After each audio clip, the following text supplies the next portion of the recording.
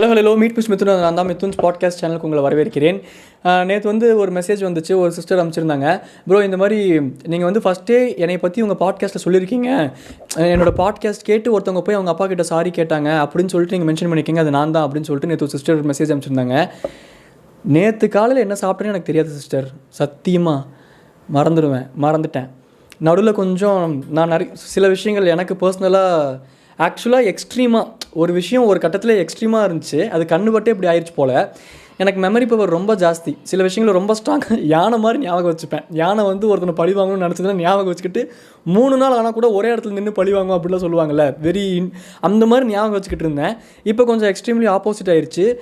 நிறையா பிரெயினுக்கு ஃபங்க்ஷன் கொடுக்குறேன் போல். அது தூக்கம் கூட வர மாட்டேங்குது, தூங்குறதே இல்லை, எதுவுமே ஞாபகமும் இருக்கிறது இல்லை. அதனால தான் இப்போ கொஞ்சம் அதெல்லாம் என்னோடய பர்சனல், அதெல்லாம் விட்டுருவோம்.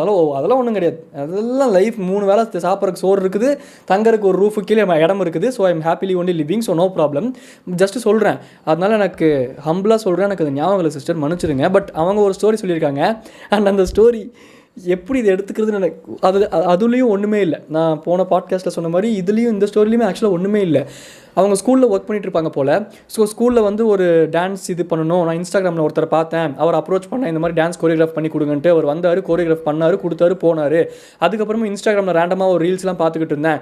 ஏன்னு தெரில, ஒரு 1 வீக் கழிச்சு எனக்கு போய் அவருக்கு மெசேஜ் பண்ணணும் அப்படின்னு சொல்லிட்டு தோணுச்சு. நானும் போய் மெசேஜ் பண்ணேன். அவரும் இந்த மாதிரி கோரியோகிராஃப் பண்ணி கொடுத்தீங்க, நல்லா இருந்துச்சு உங்கள் டான்ஸு அப்படின்னு. அவரும் ஓகே தேங்க்ஸ் அப்படின்னு மெசேஜ் அனுப்பிச்சாரு. ரொம்ப டீசெண்டாக தான் பேசிகிட்டு இருந்தார். டெய்லியும் எப்படியாச்சும் ஒரு மெசேஜாச்சும் அனுப்பிச்சிடுவேன், அவரும் எனக்கு ரிப்ளை பண்ணிடுவார். ஒரு மெசேஜாச்சும் அவரும் ரிப்ளை பண்ணிடுவார். ஆனால் இந்த ஒரு ஸ்டோரியில் அவங்க கடைசி பேராகிராஃபில் ஒன்று சொல்லியிருந்தாங்க அந்த சிஸ்டர். அதில் மட்டும் எனக்கு கொஞ்சோண்டு லைட்டாக உடன்பாடு கிடையாது. அது என்ன நான் சொல்கிறேன்.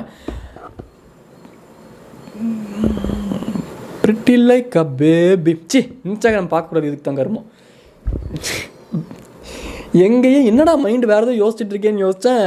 அந்த பாட்டு pretty like a baby sitting of a hobbies அப்படின்னு சொல்லிட்டு எங்கே திரும்பினாலும் அந்த பாட்டு கேட்டு டென்ஷன் ஆகுதுங்க. சரி, okay, coming back to the point. என்ன சொல்லிகிட்டு இருந்தேன்?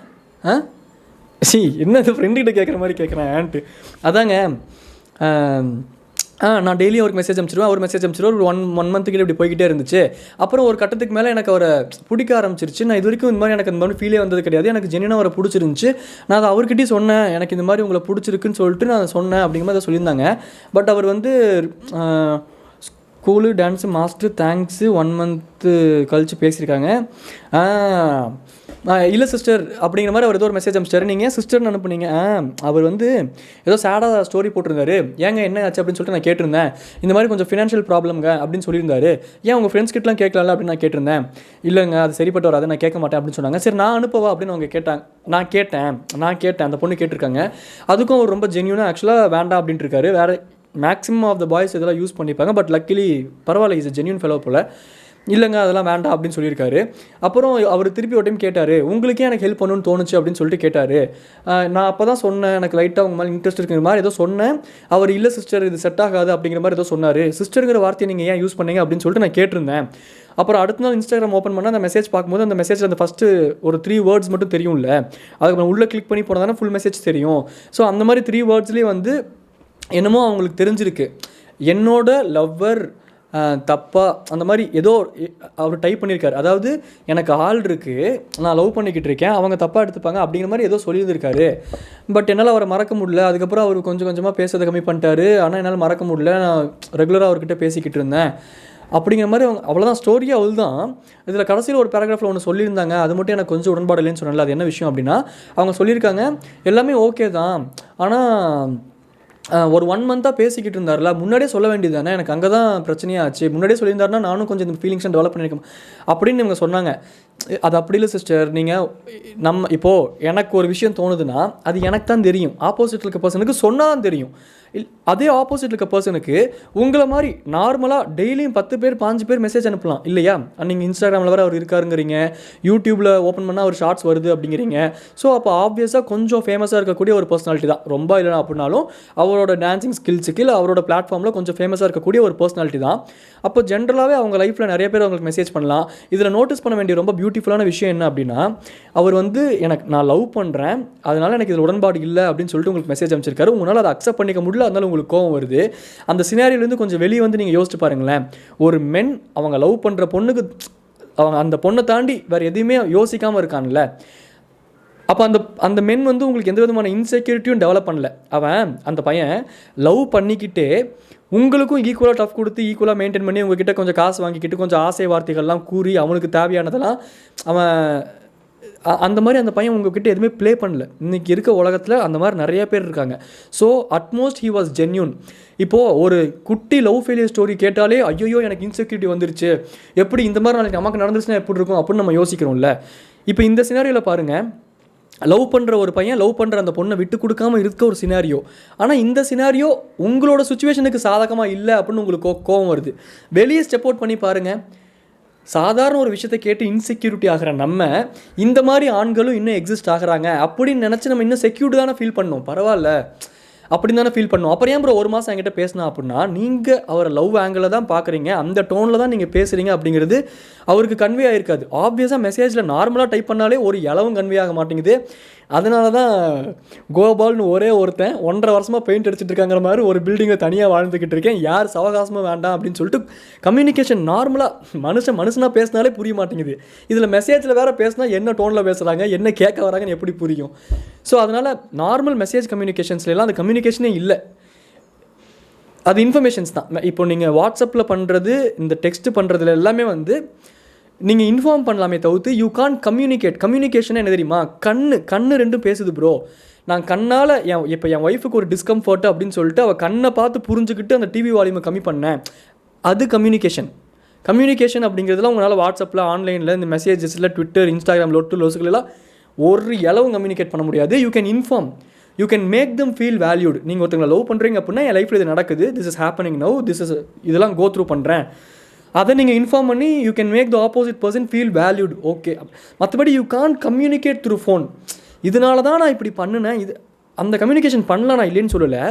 அது நம்மளை வந்து சேர்ந்தடையும் போது 60% 40% தான் வந்து சேர்ந்தடையும். நேரில் உட்காந்து பேசினாலே 80% தான் வந்து சேர்ந்தடையுது.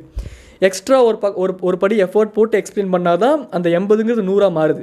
அப்போ ஃபோனில் கம்யூனிகேட் பண்ணுறதை வச்சு, அதுவும் நீங்கள் லவ் பண்ணிகிட்டு இருக்கிறது அவருக்கு எப்படி தெரியும்? அவருக்கு உங்களை மாதிரியே டெய்லியும் 10 மெசேஜஸ் வரலாம், 10 மெசேஜஸுக்கும் நார்மலாக இருந்திருக்கலாம். அந்த நார்மல் மைண்ட் செட்டில் அவரும் ரிப்ளை பண்ணியிருக்கலாம். நார்மலாக ரிப்ளை பண்ணுற வரைக்கும் அவங்க கேர்ள் ஃப்ரெண்டுக்கு எந்த பிரச்சனையும் இல்லாமல் இருந்திருக்கலாம். அது ஒரு ஸ்டெப்பு மாறுது, இல்லை கன்வெர்ட் ஆகுது, எங்கேயாச்சும் நீ சென்ஸ் பண்ணால் அந்த பொண்ணை அவாய்ட் பண்ணுறா அப்படின்னு அவங்க கேர்ள் ஃப்ரெண்ட் சொல்லியிருந்துருக்கலாம். அப்படி ஒரு பொண்ணு சொன்னதை அவனோட ஆள் அப்படின்னு அவன் வேல்யூ பண்ணுற, அந்த லவ்வை வேல்யூ பண்ணுற ஒருத்தன் தான் நீங்கள் அந்த லவ்ங்கிற மாதிரி உங்களோட ஃபேஸ் ஓப்பன் பண்ணும்போதே அவர் உங்களை க்ளோஸ் பண்ணிட்டார். இல்லை சிஸ்டர் இது ஆகாது, திஸ் இஸ் மீ அப்படிங்கிற மாதிரி, விச் இஸ் வெரி ஜென்யூன். அவர் உங்களை யூஸ் பண்ணிக்கவே இல்லை. You should feel secured, men like this exist அப்படின்னு நீங்கள் நினைக்கணும். எனக்கே கொஞ்சம் ஆக்சுவலாக திடீர்னு ஆர்வமாக இருக்குது, யாரா அந்த டான்ஸர் அப்படின்னு சொல்லிட்டு. பரவாயில்ல, நல்ல பையன். ஆக்சுவலாக அவங்க கடைசி பேராகிராஃபில் அவங்க அதான் சொல்லியிருந்தாங்க, ஏன் 1 மாதத்துக்கு முன்னாடி அவன் சொல்லியிருக்க வேண்டியதானே, நோட்டிருக்க வேண்டியதானே அப்படின்ட்டு. அது அப்படி இல்லைங்க. நீங்கள் உங்களோட சூஸ்லேருந்து நீங்கள் யோசிச்சு பார்க்குறதுனால உங்களுக்கு உங்களோட சைடு மட்டும்தான் புரியுது. நம்ம லவ்வாக தானே பேசணும், நம்ம இதெல்லாம் கேரில் தானே அனுப்பணும். அவனுக்கு அது அப்படி இன்றைக்கி சாப்பிட்டீங்களா, இந்த ஸ்டேட்டஸ் ரொம்ப நல்லா இருந்துச்சுங்க அப்படின்னு நீங்கள் லவ்வாக அனுப்புறது. அவனுக்கு இன்றைக்கி சாப்பிட்டீங்களா, ஸ்டேட்டஸ் நல்லா இருந்துச்சு, கொரியோகிராஃப் பண்ண கூப்பிட்ருக்காங்க, நமக்கு ஒரு பிஸ்னஸ் கொடுத்துருக்காங்க, டீசெண்டாக பேசுகிறாங்க, நம்மளும் டீசெண்டாக பேசி வைப்போம். நாளைக்கு வேறு ஏதாச்சும் பிஸ்னஸ் நம்மளுக்கு வரும், சாப்பிட்டேங்க, அது ஸ்டேட்டஸ் இதுக்காக தாங்க வச்சேன், ஓகேங்க, டேக் கேர், குட். அவங்களோட angle of viewing your message வேறு இல்லையா? ஸோ அந்த 1 மாதம் ஒரு நார்மலாக உங்ககிட்ட பேசியிருக்காரு, அவ்வளோதான். பட் அந்த பரவாயில்ல, இது எனக்கு செம்மையாக இருந்துச்சு. அந்த ஸ்டெப்பு லைட்டாக மாறும்போது அந்த பொண்ணையும் அந்த லவ்வையும் கன்சிடர் பண்ணி என்னோட ஆளுக்கு இதெல்லாம் பிடிக்காது, ஐம் சாரி சிஸ்டர்னு சொல்கிற அந்த மனசு இருக்கேன். மனுஷன் மென் லைக் திஸ் எக்ஸிஸ்ட் நிறையாவே இருக்கானுங்க. நம்ம குட்டியாக அங்கங்கே கேட்குற கதைகளும் நம்ம காதுக்கு வந்து சென்றடையக்கூடிய கருமத்தையும் வைத்து கொண்டு மட்டுமே உலகத்தை பார்த்து கொண்டிருக்கிறோம். அதுதான் வெள்ளை பேப்பரில் ஒரு புள்ளி வச்ச மாதிரி புள்ளியை மட்டுமே கான்சென்ட்ரேட் பண்ணுறோம். எனக்கும் சேர்த்தான் சொல்கிறேன், அதை விட்டு வெளியே வந்து வெள்ளை பேப்பரை பார்க்க வேண்டும், மற்ற விஷயங்களை நோட்டீஸ் பண்ண வேண்டும், அதை மேனிஃபெஸ்ட் பண்ண வேண்டும். கண்டதையும் நினச்சி பயப்படக்கூடாது. பயங்கிறதே ஒரு எமோஷன் தான். ஸோ அந்த எமோஷன் ஆட்டோமேட்டிக்காக மேனிஃபெஸ்ட் ஆயிரும். ஸோ நமக்கு அப்படி நடந்துடும். அதனால் கண்ட எக்ஸ்போஸ்டரையும் வச்சுக்காதீங்க மைண்டில், கண்டதையும் போட்டு குழப்பிக்காதீங்க. எல்லாத்துக்கும் மேலே ஒரு ஃபிலாசபியை மைண்டில் ஏற்றிக்கிட்டிங்கன்னா உங்களுக்கு ஒன்றுமே தோணாது.